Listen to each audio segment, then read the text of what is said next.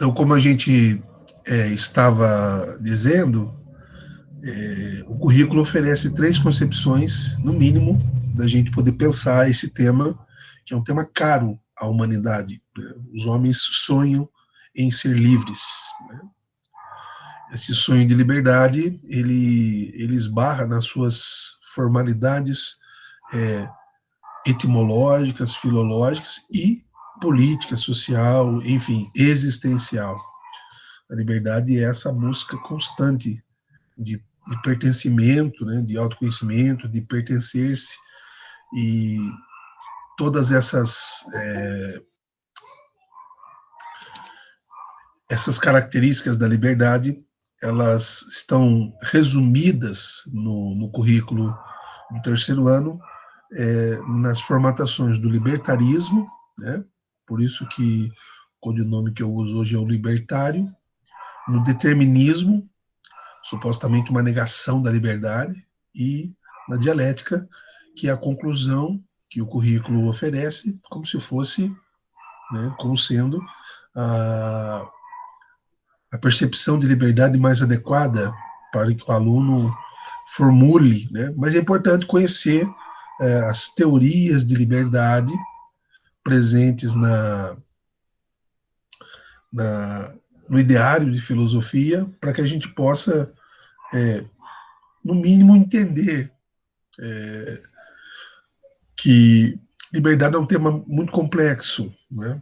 E a gente confunde liberdade com outras cenas da nossa vida, com outras circunstâncias da nossa existência, né?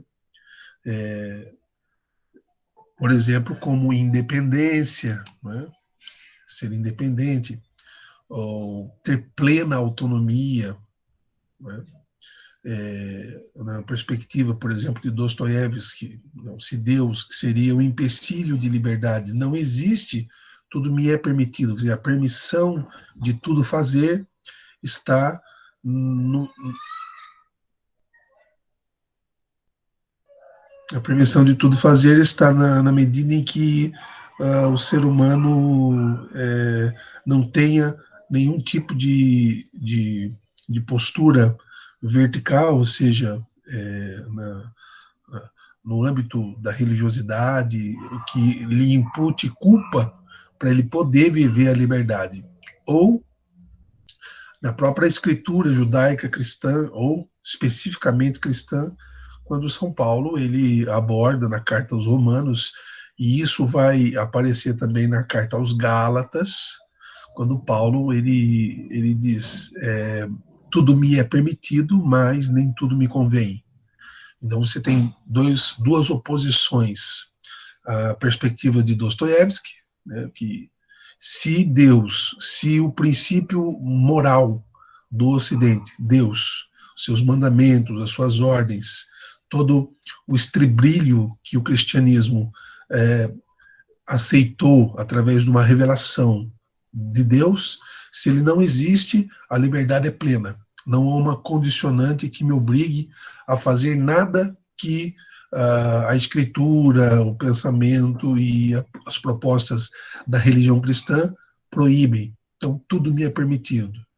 Na outra ponta, você tem, então, a expressão da comunidade paulina, onde se eu tenho a liberdade de tudo fazer, eu tenho a prudência, então está aí uma colega da liberdade, ser prudente, né? A prudência, Aristóteles chamava a prudência de frônesis.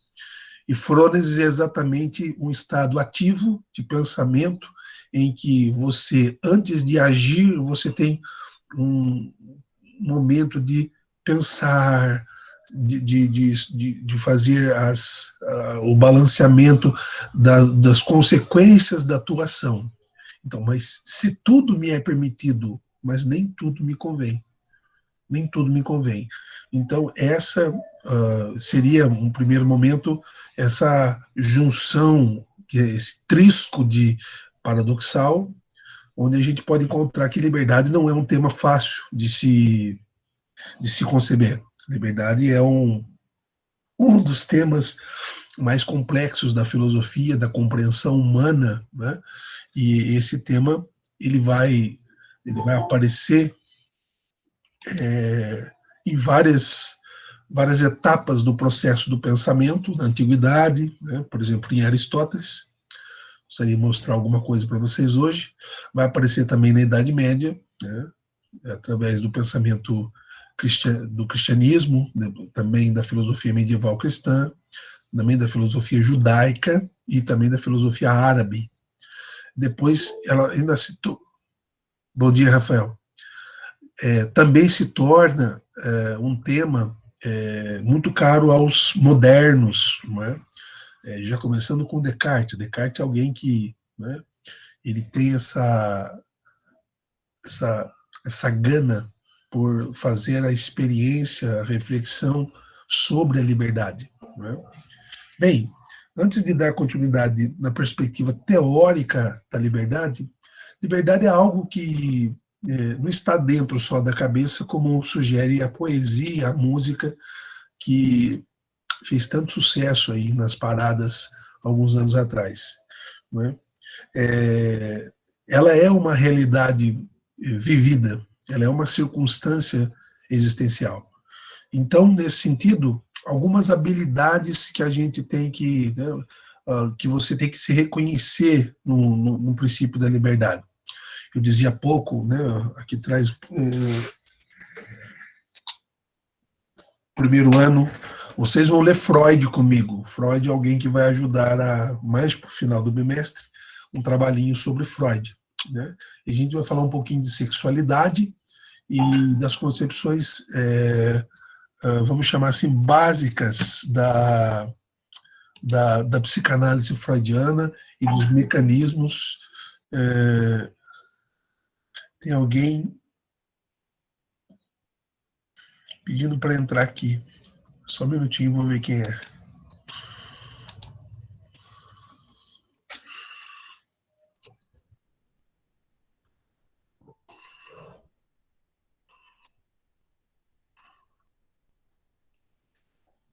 Opa, conseguiu.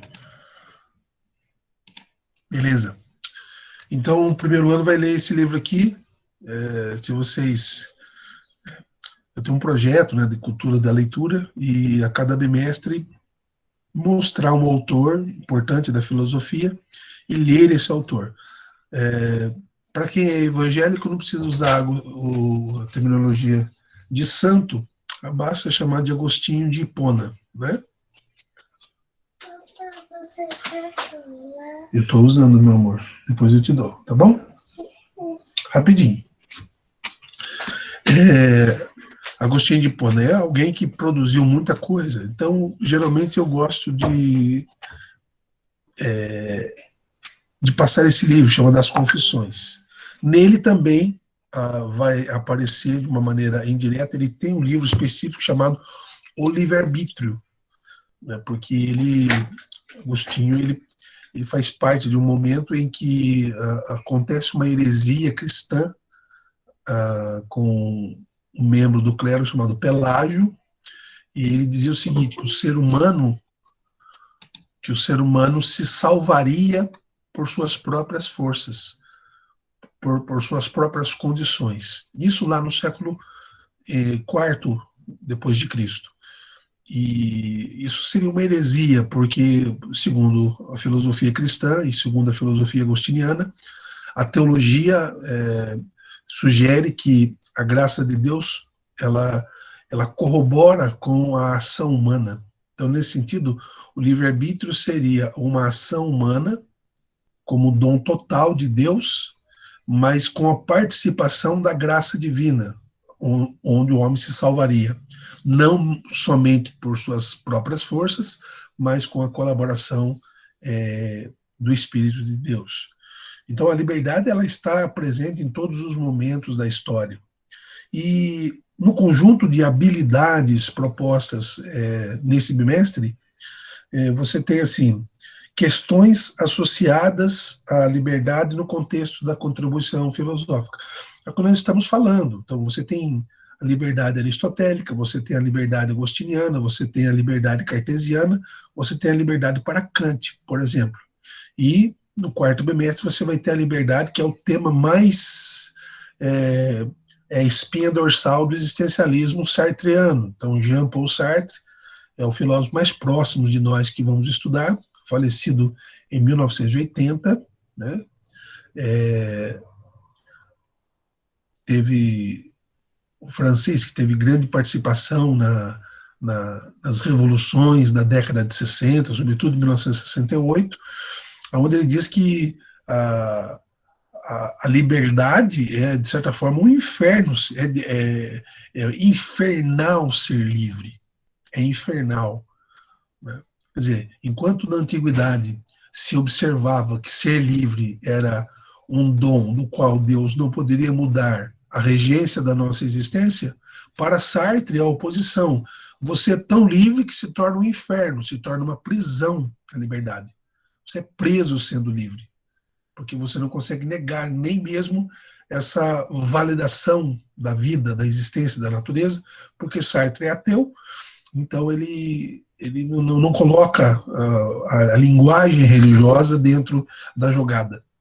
Então, nesse sentido, observar o conceito de liberdade através da história é observar que a variação, a concepção e os interesses que nós temos de liberdade são variados, e as concepções ou definições da mesma também são variados. Distinguir diferentes concepções sobre a ideia de liberdade. Né? Com 16, 17, 18 anos, nós temos uma concepção de liberdade, não temos? O que seria liberdade? Você não vai levar a pizzinha que você assistiu do casamento? Fala lá. Vou levar. Vai lá, fecha a portinha.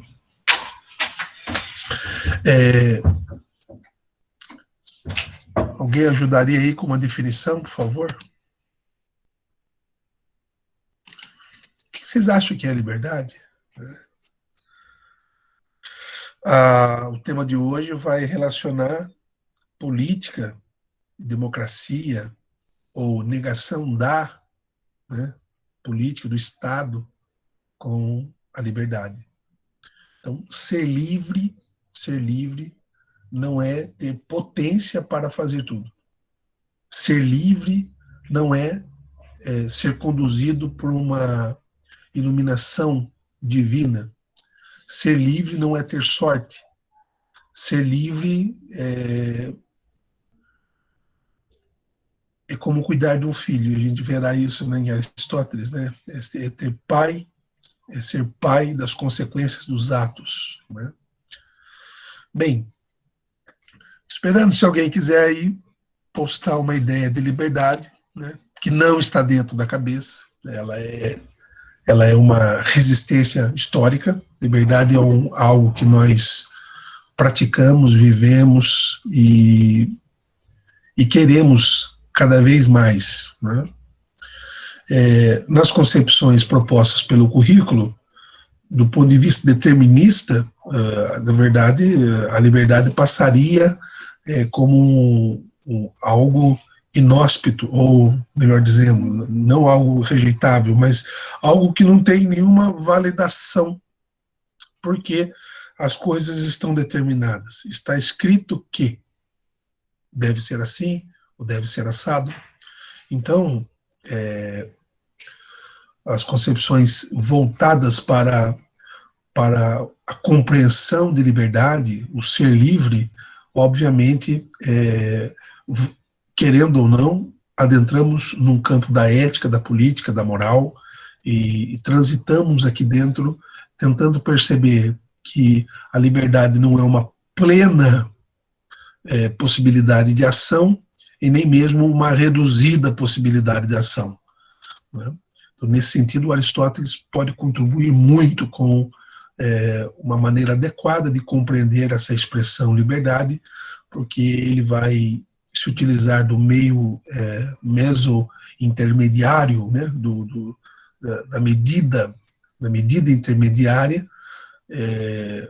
entre não muito e não menos, né? Entre o excedente e a falta, a ausência. Então, precisamos compreender a liberdade neste interim. Aí que ela vai estar, né? E sentir-se livre é sentir-se potente e dono das suas ações. Mas isso tem consequências, né? Porque toda ação gera uma reação. Isso já conhecido até mesmo na física, né? Utilizando a física filosófica, né? Essa própria indução, né? da natureza, ela vai nos ajudar, que quando um ato de liberdade é realizado, o resultado, né, teleológico, ou seja, o resultado, já vou ler já, o resultado finalista desta ação resulta em consequências, que primariamente são da sua alçada. Então, ser livre é ser o primeiro, o primaz consequente, ou seja, você é o principal responsável pelaquilo que você faz, né? Tem uma definição para a gente trabalhar aí, vamos lá ver. A Yasmin da Silva Noronha escreveu assim: liberdade seria meio que não deixar nada nos prender, e a gente ser responsável, ter liberdade de escolher o que queremos, independente, não ficar precisando das pessoas. Ela põe uma interrogação, né? Vamos lá. Nada nos prender, nada. Ou seja, ser livre é não ter nenhuma amarra de nenhum lado, nem social, nem política, nem religiosa, nem econômica, nem estruturante familiar. Então, você é você mesmo, isolado. Seria uma primeira ideia da sua definição, Yasmin. Também ter responsabilidade, poder ser livre na escolha do que queremos. Eu acho que você quis colocar independente ou dependente, né? Liberdade para escolher de uma maneira independente.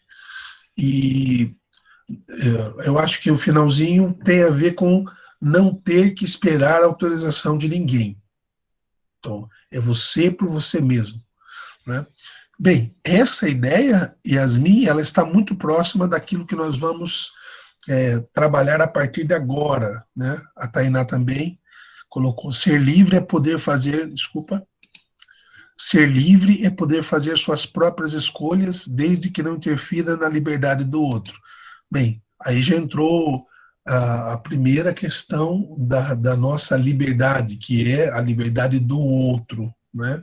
Então, existe uma distância que a gente às vezes sabe mensurar e às vezes não, que é nossa e a do outro. A nossa liberdade e a liberdade do outro.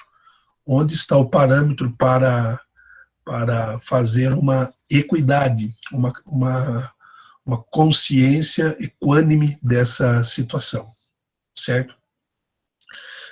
Só terminando aqui, a gente já retoma as duas definições e partimos para a ideia hoje de libertarismo. O que é o libertarismo? Vem do latim libertas, que tem a ver com liberdade.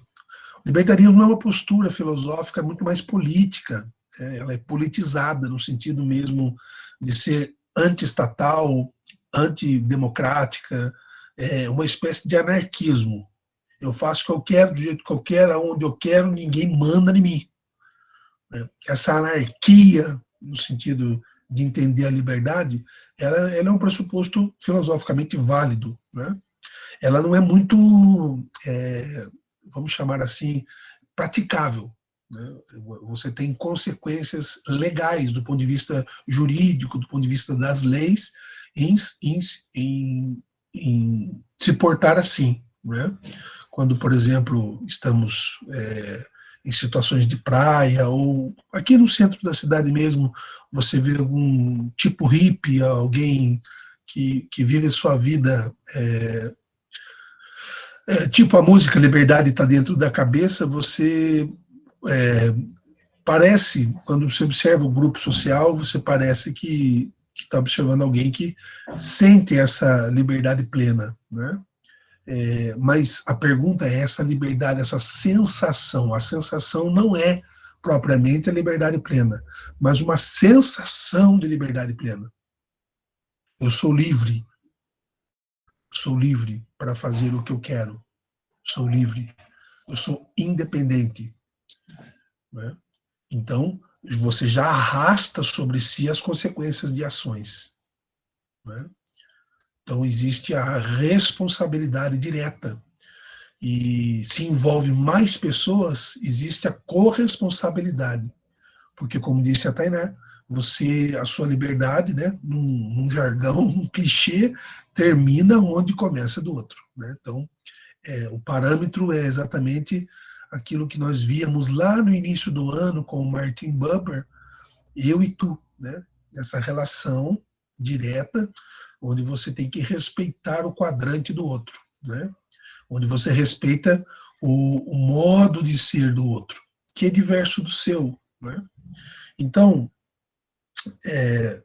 o libertarismo que nós gostaríamos de apresentar para vocês hoje defende como um princípio central, obviamente, a liberdade. Pai, acabou. Acabou. Pede para eles expor para você de novo. Fecha a porta. Pai, ela foi para mim. Então, a liberdade é tida como um princípio central. E esse princípio negaria a autoridade a qualquer tipo de pessoa, sobretudo ao Estado, né? Então, se a gente observar, o Estado ele quer controlar o nosso corpo, controlar a nossa vida, determinar, né? Eu não sei se vocês viram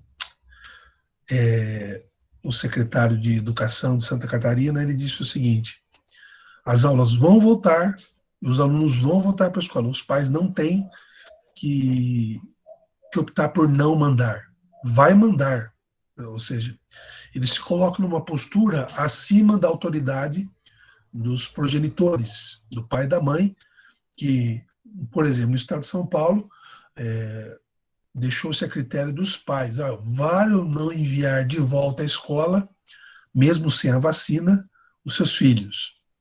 E já na Santa Catarina, o secretário disse, a gente vai acionar todos os mecanismos possíveis para fazer com que esse pai e essa mãe enviem os seus filhos. Então, ele se coloca como uma autoridade de controle do corpo, de controle da escolha. E quem faz a escolha, quem decide, que legisla sobre a vida dos filhos, seriam, obviamente, pela legislação, pela lógica, a autoridade é dada aos pais, né? Mas, contudo, essa frase ela é interessante porque, de certa forma, ele quer ser uma representação de um autoritarismo do Estado e de controle pleno do corpo, onde aparece o cerceamento da liberdade, né?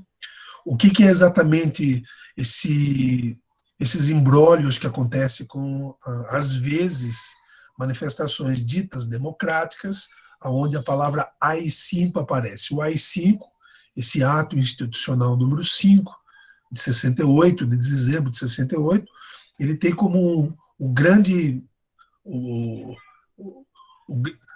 sei lá, como algo que deixou todo mundo perplexo, né, e que foi a mazela, essa é a palavra, a mazela do ato institucional foi cerceamento da liberdade.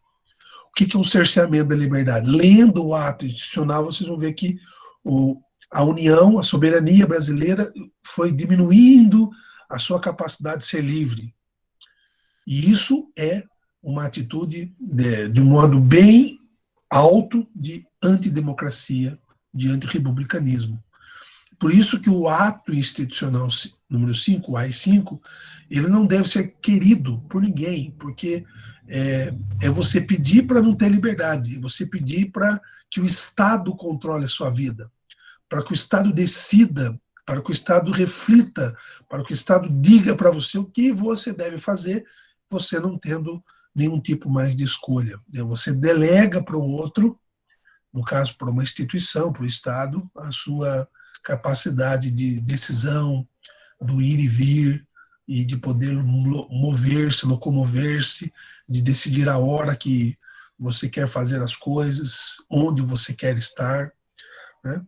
Então, o libertarismo, ele é a oposição a isso, ele é uma anarquia, ou seja, a postura de uma sensação de plenitude de fazer o que der na telha, né?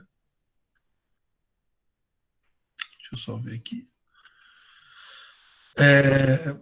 Bem, essa sensação, né, eu já mencionei há pouco que a sensação não é exatamente a efetividade do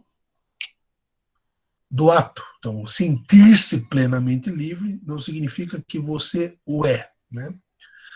Isso acontece muito interessante na vida da juventude, quando você inicia um projeto de namoro ou um namoro efetivamente.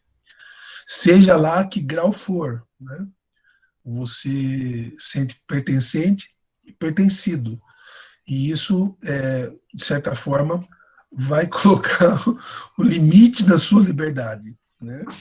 E a gente vê pelas frases que vocês colocam, alguns que são próximos de mim, que eu posso ler no Facebook, que é um espaço de mandar o recado, né? Para o outro, para as outras, para os outros, onde a liberdade exatamente é esse senso de pertencimento, né?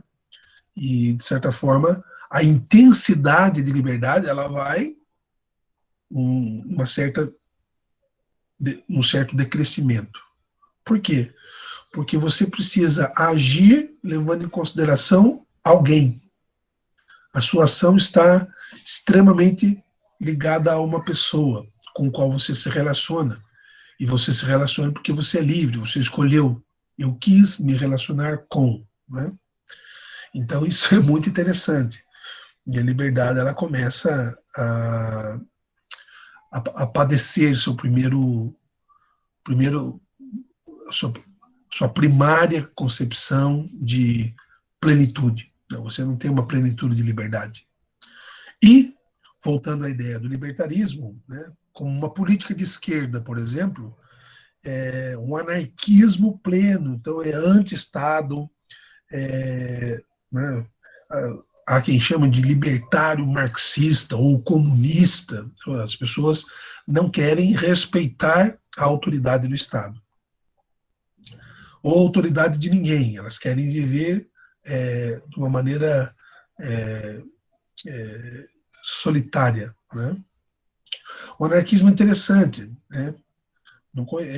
Historicamente a gente precisa ver onde que, se é que existiu, onde funcionou.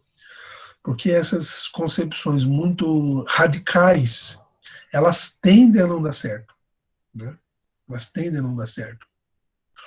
Quando eu falo marxismo, estou falando de mais de 1000 definições de marxismo.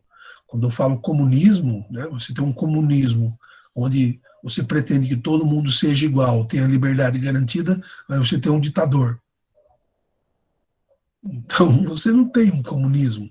O regime pode ser chamado de comunista, né? A mesma coisa pode se dizer do socialismo, né? O regime pode ter um nome, pode ter alguns princípios ali do regime, mas a essência do regime ela foi negada, né? Então, essas concepções que querem o fim da propriedade privada, do meio de produção, né, das ditas linhas tradicionais de uma sociedade, o anarquismo, esse modo livre de fazer o que quiser, independentemente da opinião alheia, e etc, tudo isso é um sonho humano que muitas vezes não se concretiza, né? Por que não se concretiza? Porque a liberdade ela tem, de certa forma, referências amarradas, né, em alguns parâmetros, né? Como vocês mesmos disseram nas duas definições, eu tenho que levar em consideração o outro, né? Eu não estou sozinho no mundo, né? Coleção Vagalume, né? Sozinha no mundo. Então, assim, eu necessito, na perspectiva do comportamento e das ações, falando na linguagem de Aristóteles, aquelas que visam alguma finalidade, é uma ação teleológica, eu tenho que levar em consideração as consequências para mim e para os demais, né? Então, eu vou tentar colocar para vocês aí.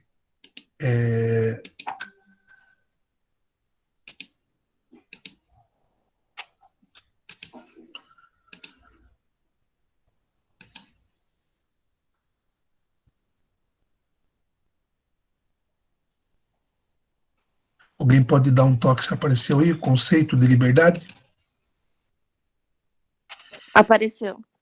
Obrigado. Então, falando um pouco da liberdade em Aristóteles, a gente está na Antiguidade. Aristóteles é um autor que a gente deve estudar ali pelo primeiro ano, e a obra onde nós podemos encontrar mais substrato para poder falar de liberdade são as suas éticas e parte da sua política.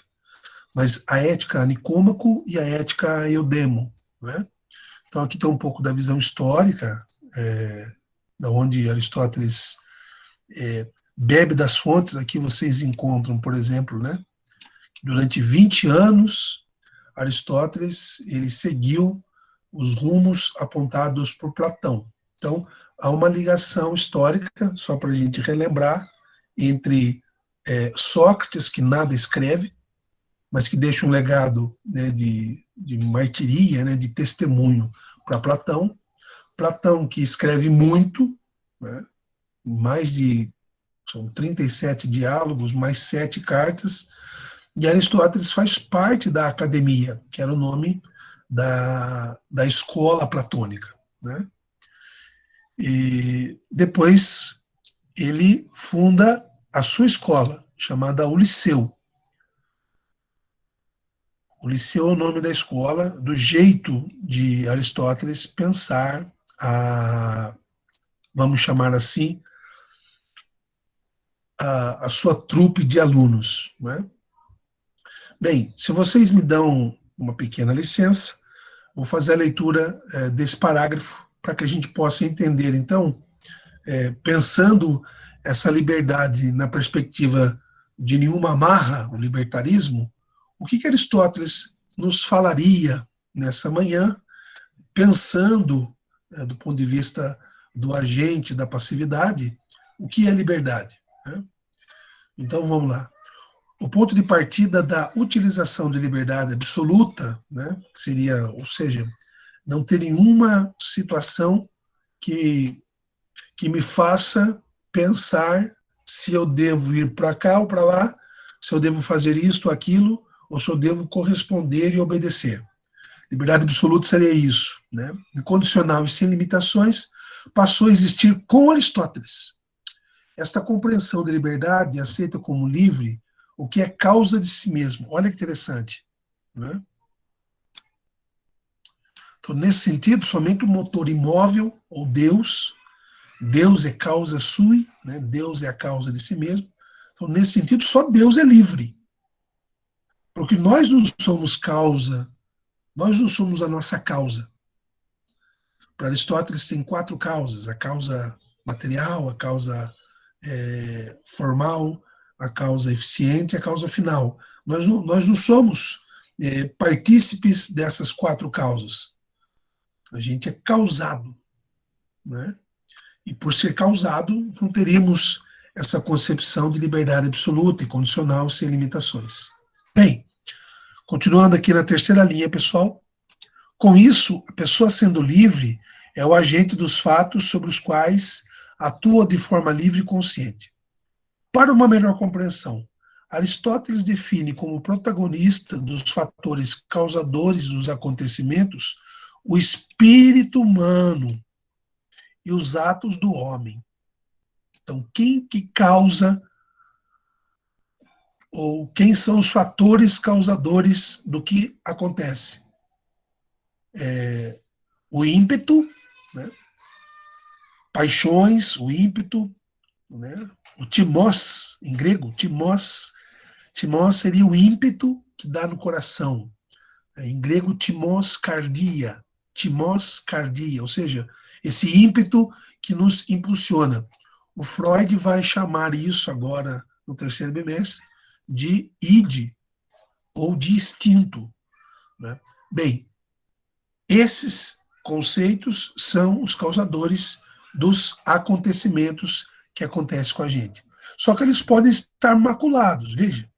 A virtude, como vício, depende unicamente do ser humano. Ou seja, as coisas, as suas qualidades ou os seus defeitos, eles, obviamente, eles repercutem naquilo que você faz.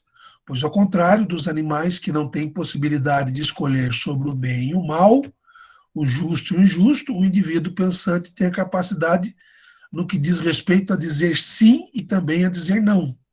Agora depende da virtude e do vício. Essa escolha finalista, né? E aí eu encerro. O homem é o princípio e o pai dos seus atos, assim como dos seus filhos. Né? Então, o homem, ele é o princípio e o pai dos seus atos, assim como é princípio e pai dos seus filhos.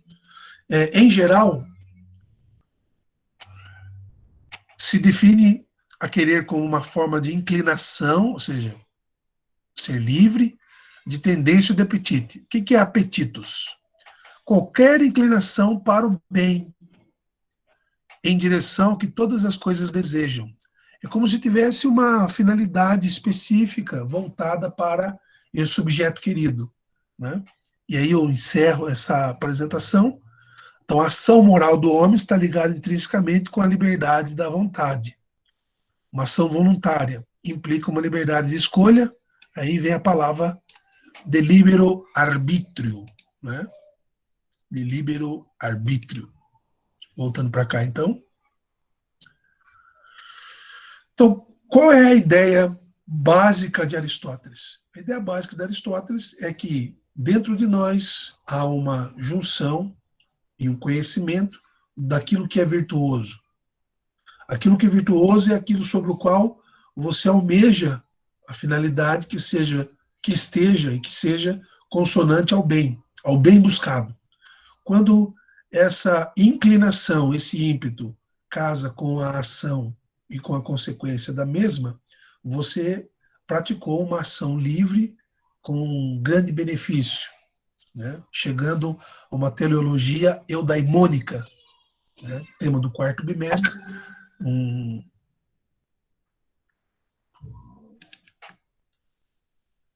uma teleologia feliz, né? Realizadora, realizante. Agora, somos também guiados por vícios, por tendências maliciosas.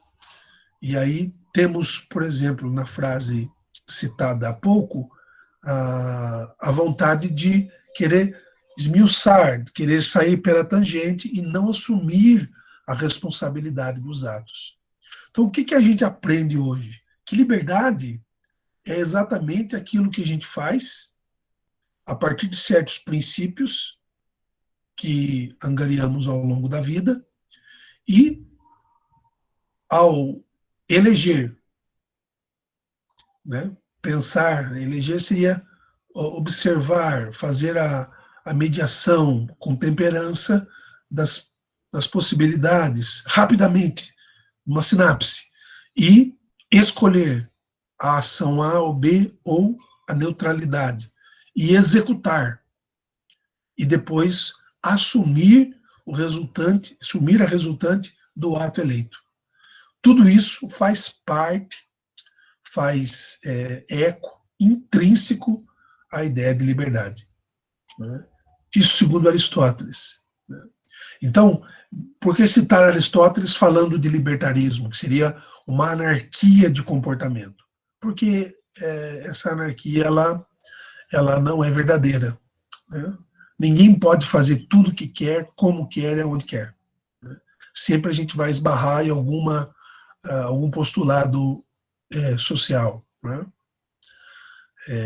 Então, existe lei para coibir a liberdade, para que os ímpetos, né, do desejo, da vontade, da, da incoerência, da falta de bom senso, seja caprichosamente julgado pela lei, né? Então, Aristóteles ele ajuda a gente a dizer o seguinte: lembra que eu falei uma palavrinha lá no início, que ela não está mais no cenário como chama? Da linguagem, né, do mundo odierno, do mundo de hoje. Seria a palavra prudência, né? Prudência.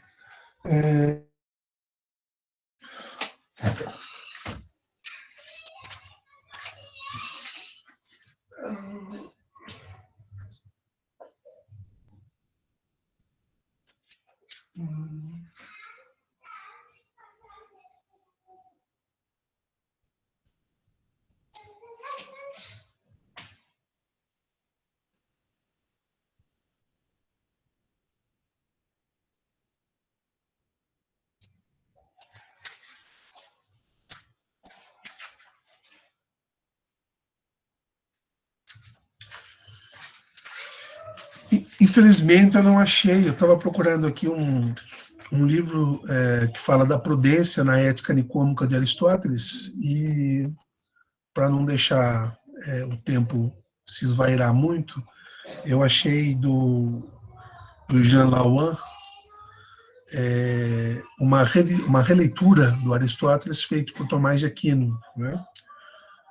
Mas aqui é o seguinte: a prudência, a frônesis, como virtude, como qualidade, seria o bem pensar antes da ação, né? Bem pensar antes da ação é uma atitude que exalta a sua capacidade de ser livre, né? Agir na comoção, agir impensadamente, agir de uma maneira irrefletida, ela mostra baixa prudência, obviamente baixa liberdade, né? Porque também internamente, nos movimentos do seu temperamento, cabe você ser o artífice, aquele que vai ditar ou não a sua liberdade. Se você age somente por impulso, de uma maneira brusca, você está sendo imprudente, e isso revela uma baixa condução de si mesmo. Ser livre não é só conduzir-se externamente. Ser livre também passa por uma certa capacidade de controlar-se, né? Então, nesse sentido, a liberdade é um tema que exige muito e é complexo para todos nós, né? Bem, a gente está há algum tempo já falando de liberdade, então as consequências da ideia de liberdade são bem interessantes, né? No livro, eu estudei por algum tempo, entre 2010 e 2012, o Tratado da Prudência de Tomás de Aquino, né? Mas ela é tida como uma virtude cardeal para os cristãos, né? Uma virtude imponente, uma virtude, ele chama de anoética, Aristóteles, né? Ou seja, da noesis, da capacidade de pensar para agir, né? Então, só uma pequena passagem. Se hoje a palavra prudência se tornou aquela egoísta cautela de indecisão, então, o que é prudência? Aquela pessoa que fica estagnada, parada, pensando: faço ou não faço? Devo ou não devo? Praticamente aquela pessoa que fica em cima do muro. Para Tomás de Aquino, ou para Aristóteles, porque Tomás ele está no século XIII, ele faz uma releitura de Aristóteles, ele vai dizer: prudência expressa o oposto, é a arte de decidir corretamente. Então, eu estou coligando aqui a prudência, de certa forma, ao tema da liberdade, né? Então, hoje a gente viu que não dá para ser livre de uma maneira ampla, no sentido de desligado de qualquer postulado social, né? Não dá, não dá.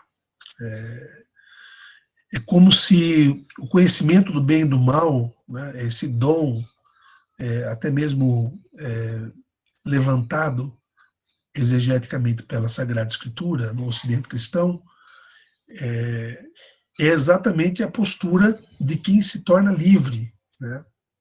Agora, somos livres, segundo a tradição, para escolhermos o bem. E o bem é a finalidade que torna a nossa ação eficaz, torna a nossa ação eficiente, torna a nossa ação verdadeira, torna a nossa ação sábia. E escolher o mal é a oposição, seria o mal no sentido de errar a escolha, de optar por algo que traga malefícios a mim e a outrem. Então, isso é o desarranjo da liberdade no sentido anárquico, né? Então, eu vou oferecer para vocês como exercício essa semana, ainda posto hoje, exatamente essa ideia, né, de que o libertarismo, né, para concluir, né, no século XIX, por exemplo, estava em relação muito à nossa liberdade individual, né? E eu acho muito difícil viver uma concepção dessa natureza. Uma liberdade plena, ausente de qualquer amarra, de qualquer obediência, né? É como se só existisse a minha vontade, plena e absoluta, né? Nem mesmo a de Deus, para quem acredita, é assim, né? Porque na concepção da teologia, a cereja do bolo da criação é Deus nos ter dado a liberdade, e nela não interferir. Nela não interferir. Então, o, o Todo-Poderoso, né, ou seja, a onipotência de Deus, ela está em ter nos dado liberdade. E a onipotência dele está exatamente em não poder mudar a consequência da nossa decisão, porque ele quis assim. É o mesmo que os libertários negam e supõem uma outra, um outro trânsito, no sentido de que, por exemplo, Pierre-Joseph Proudhon, né, em 1857, eles publicaram um jornal libertário, né, anarquista, chamado Le Libertaire, Journaux do Movimento Social. Então, o movimento anarquista ele é muito mais ligado às negações estatais, às negações de governo, às negações sociais, às negações de política. Ela tem menor, vamos chamar assim, não que não tenha, mas menor relevância no plano individual, né? Uma anarquia individual. A anarquia do libertarismo ela é mais estrutural, está voltada mais ao coletivo, não é? Então, acredito que demos conta da proposta. Voltaremos a discutir um pouco sobre a liberdade, mas uma outra perspectiva, tá? Ser livre, né? Então, primeiramente você vai lá no exercício, você vai definir liberdade, a sua maneira de entender. Esqueça os conteúdos, até mesmo esse primeiro, e expõe o seu pensamento. A liberdade, eu penso que seja isto, e defenda a sua postura, né? E aí a gente vai reconhecer nas definições das liberdades definidas em qual consequência teórica a sua concepção ela se encaixa, né? Porque também você é livre para definir liberdade, para sentir um momento da sua liberdade. tá bom? Então, ao menos 2 habilidades nessa primeira aula. A liberdade ela está presente em todo o contexto da filosofia e na história humana, é um tema muito caro aos seres humanos, e algumas diferentes concepções sobre a ideia de liberdade. Tá bom? Então, quero desejar uma boa quarta-feira para todos, agradecer aos mais de 31 alunos que estão presentes. Obrigado. Eu só peço um minutinho, rapidamente. Só um minutinho.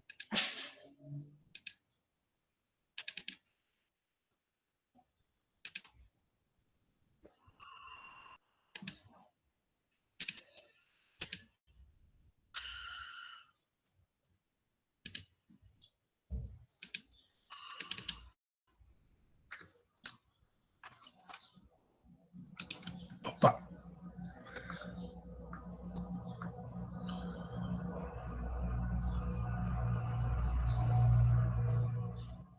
Valeu. E desejar, então, um bom resto de semana a todos. Eu postando lá, a William está presente, o Will, né? Eu postando lá a atividade, qualquer dúvida vocês podem entrar em contato, tudo bem? Pelo grupo, pelo particular. Então, a ideia básica é uma definição de liberdade pessoalmente. Nessa semana eu vou trabalhar com vídeo, tá? Não vou colocar texto. Então, e essa aula vai ficar disponível lá. Então, não sei se vocês viram também, né? Algumas abas que eu fiz lá do guia de aprendizagem, etc., não são exercícios, são apenas espaços para a gente poder cada vez mais informar vocês das atividades, tá bom? Então, desejo a todos um bom dia, boas aulas ainda nessa manhã, e a gente se vê semana que vem, e qualquer dúvida estamos aí. Um abraço, fique com Deus. Tchau, professor. Até mais, Yasmin, fica com Deus, tchau, tchau.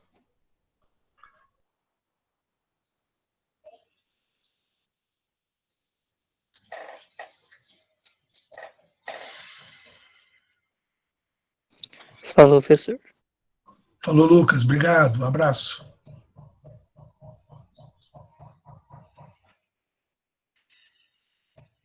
Tchau, Andressa, bom dia para você também.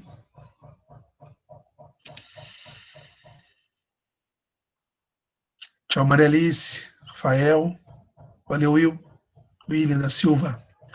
Falou, Pedro.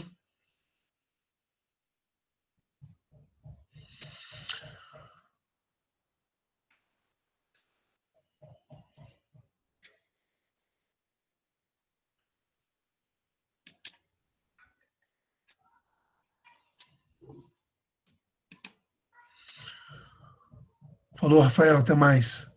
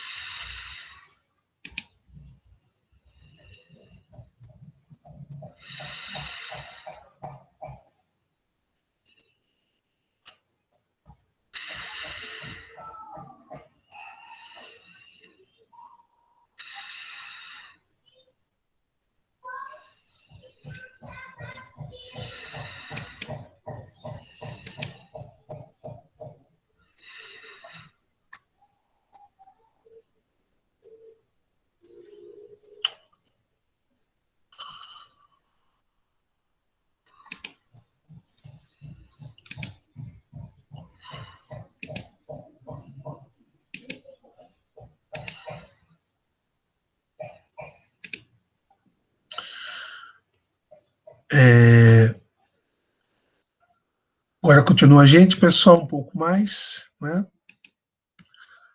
Bem, o tema da liberdade é um tema muito complexo, né? Acredito que o ser humano sempre busca respostas para esse tema, para essa necessidade, né, de compreensão, né, sobre o que é de fato a liberdade, né? Essa concepção libertária, né, anárquica, eu acho que todo jovem ele tem um certo momento da vida, né?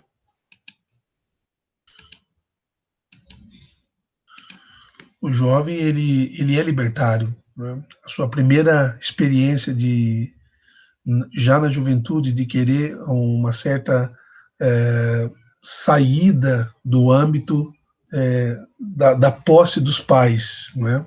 Então, um sonhado 18 anos, esse sonho de deliberar sozinho, né? De pensar a vida por si só. E esse sonho da juventude, né? Ele tem uma raiz anárquica, ele tem uma raiz, né? Ninguém vai me mandar mais em mim, eu vou fazer o que eu quero, eu vou, sabe, eu vou porra loucar, né? É o pensamento dessa, acho que mais básico, num primeiro momento, que passa na cabeça de muitos jovens, né? A juventude é um pouco anárquica nesse sentido, na concepção de liberdade, né? Querer fazer essa experiência de não ter nenhuma voz, nenhum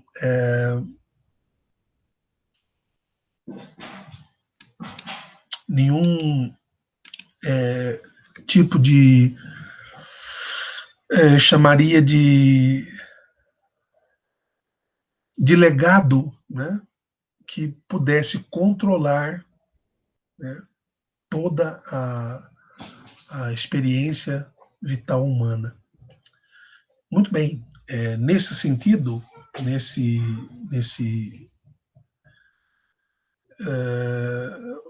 a anarquia ela vai caducar por si mesma, né? Porque é muito radicalismo, né? Os radicalismos eles tendem a se autodestruir, né? É muito complicado, né?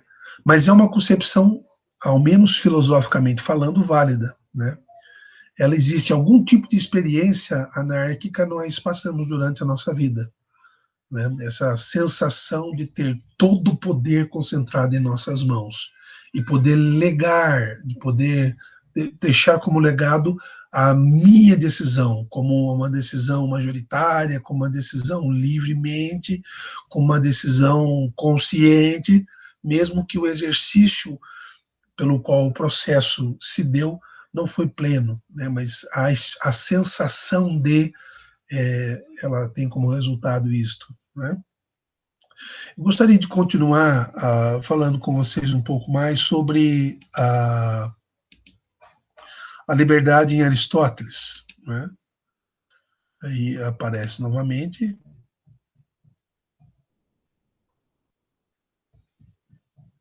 Muito bem. Então, vejam, Aristóteles, vocês têm aqui, ó, ele coloca em questão o ato de deliberar. O homem delibera em todos os objetos ou, em certos casos, a deliberação não intervém. Não está posta em questão, mas eu a coloco, né? Todos os atos humanos são passíveis de deliberação ou há algum ato humano que o homem não delibera? Então, o Aristóteles, só para a gente se posicionar, ele vai dizer o seguinte: deliberamos sobre as coisas que estão ao nosso alcance e podem ser realizadas. E essas são efetivamente as que estão ao nosso alcance. Ou seja, que estão no âmbito da liberdade. Porque como causas admitimos a natureza, a necessidade, o acaso e também a razão e tudo que depende do homem. Ora, cada classe de homem delibera sobre as coisas que podem ser realizadas pelos seus esforços, não esquecendo, né, que a deliberação, a liberdade, é tal qual nossa filha, né, o resultado dela é tal qual a paternidade. Então, ora, se cada classe de homem delibera sobre as coisas que podem ser realizadas pelos seus esforços, Então, no caso das ciências exatas, não há deliberação, como, por exemplo, a respeito das letras do alfabeto, pois não temos dúvidas quanto à maneira de escrevê-las. Ao contrário, as coisas que realizamos pelos nossos esforços, mas nem sempre do mesmo modo, essas sim são objetos de deliberação. Então, assim, cada homem delibera sobre o que crê ter de fazer, né?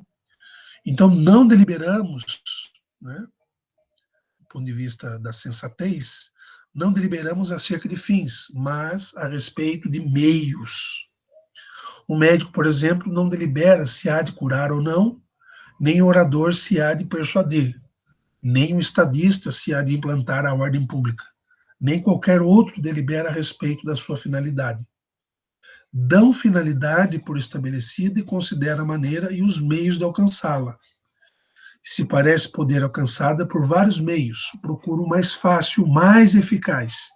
E se por um só examinarem como será alcançada por ele, e por que outro meio alcança esse primeiro, até chegar ao primeiro princípio, que da ordem de descobrimento é o último, né? Então, a especulação a respeito da liberdade de Aristóteles segue na afirmação de que, como nos processos a um fim, também o ser humano tenderá para um fim, que seria a eudaimonia, né? E encerro aqui com uma citação da professora Marilena Chauí. É por ser livre e incondicionada que a vontade pode seguir ou não os conselhos da consciência. A liberdade será ética quando o exercício da vontade estiver em harmonia com a direção apontada pela razão.